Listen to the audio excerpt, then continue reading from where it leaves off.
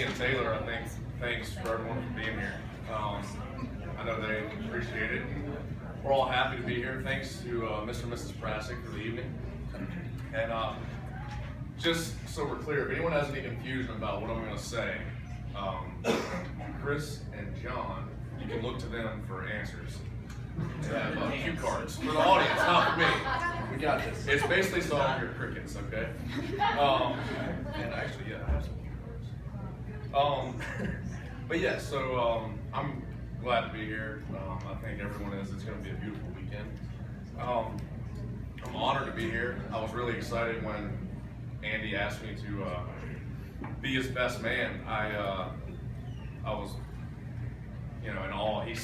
He gave me a card and I opened it up, and we were at Prassick's house, and I didn't really understand what it was because I opened it up and it just said "thank you" on the front. And Lauren was sitting there. I was like, she's like, "Did you do something?" I was like, "I don't think I did anything." And I just opened it up and said, "Thanks for being my best man." And that was, I was unfazed by that because that's typical Andy. He's not gonna ask for anything. He's just gonna, yeah, you're gonna do it. But no, I was really excited. I was excited just to be in a wedding, and then also for it to be in, St. Pete. This place is awesome. Come here, it's like a vacation, and then we'll go to his wedding also. Yeah, I'm gonna go. But so after that, the excitement kind of wore off, and I was like, best man, like this is really serious, man. I got to be this guy's best man. Like, what am I gonna do? What am I supposed to do? So I did what anybody would do. I went to Google and I just typed in, best man shit. What do I do? I got like this amalgam of stuff, right? All this stuff I'm supposed to do, these lists like BuzzFeed, all this crap, and it's just like completely ridiculous because all this stuff I'm supposed to do according to the internet is I'm not doing any of it. It's like, make sure you don't get the groom wasted. Probably not the best person to be in charge of that. Drive the bride and groom from the wedding to the reception. Not applicable in this case, but if it were, not going to be me. Sign the marriage license, which I didn't even know was a thing. But then I texted Andy and I'm like, do I get to sign your marriage license? And I was like excited. He goes, like it matters. It's like, I was like, all right. Planned the bachelor party. Boom, did it. Like, we had fun, right? We did it. Now we can count on it. We can count on that, right? We can count on that. But then it's just all this stuff, and I'm like, man, I'm like 1 for 12. And so basically, laugh. That's the laugh.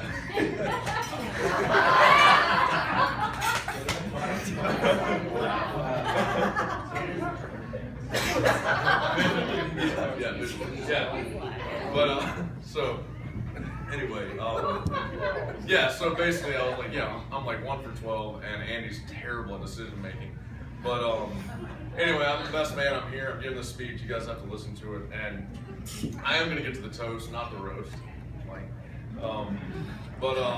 I think that we're all thankful for friends and family. You can, as we get ready for the wedding tomorrow, Andy and Taylor are such great people. We're all friends. We're all family. That's why we're here, because we love them, and we can all sort of, I believe, take solace in the fact that they're going to be just fine, because they are good people. They come from good families, and I had the pleasure to get to know Mr. and Mrs. Prasick and Mr. and Mrs. Jacobs.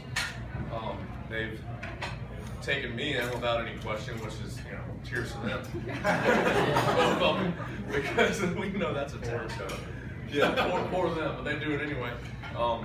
But their families really, you can tell, it shows in their children, because Andy and Taylor are great people. And I'm really thankful. Like that, yeah. But no, I'm really thankful that Taylor came into Andy's life on a St. Patty's Day phone call.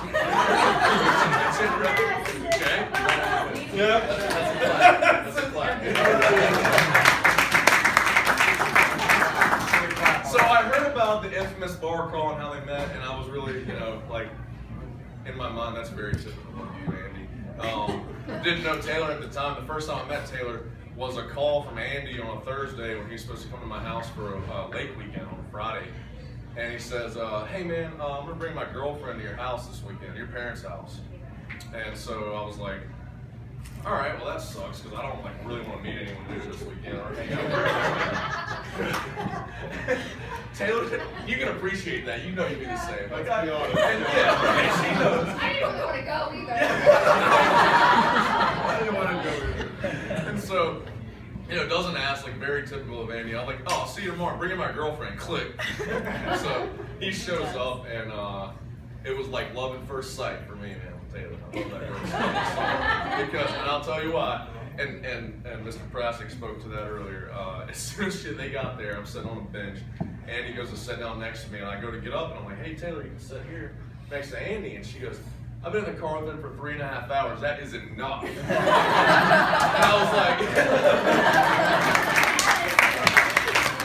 I was like, man, this girl knows how to put Andy right in his place. Boom, boom. And if anybody can appreciate that, it's all of his friends, because we love nothing more than to see him get burned on a regular basis. And Taylor rips him apart regularly. We love it. And he loves it. But anyway, so, but yeah, and then Andy, me and Andy met in college. I think this is probably the part of the speech where I'm supposed to tell a story about me and Andy. The problem with that is that there's so many, and most of them are wildly inappropriate. Okay? But Andy and I met sophomore year, and I should probably say that we hit it right off, but that'd be a lie because I hated him. But I kept hanging out with him because he did all the same shit I did, and we just hit it off, man. I think we finally both realized that we have so many similarities. We just have to stick together and tough it out through the rest of it.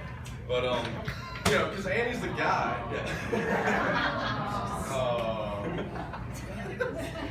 Well, no, Andy's the guy. We're alike in so many ways, but we're opposite, and it's what makes us good friends. And him, my best buddy is he's the guy that has all the numbers. He's got everything laid out. He knows the consequences. This is what's going to happen. This is what could happen, and this is why we're not going to do it, right?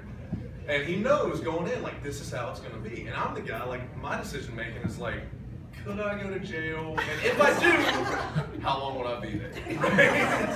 And so, because of that, Andy gets to do a lot of cool stuff that he wouldn't usually do when he's with me, and I get in way less trouble.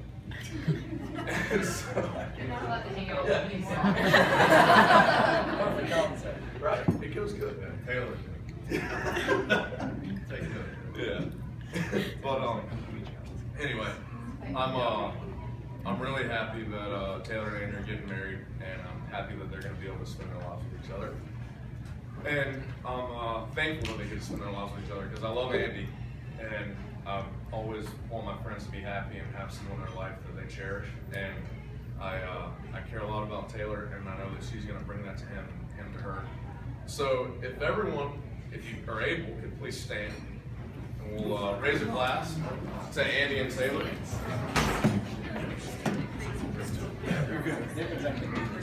So to Andy and Taylor, may your lives be starting tomorrow filled with joy and love and a sense of fulfillment. Cheers. Cheers. Hey, there it is.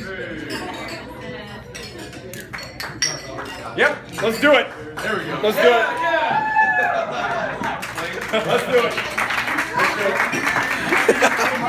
Cheers, bud.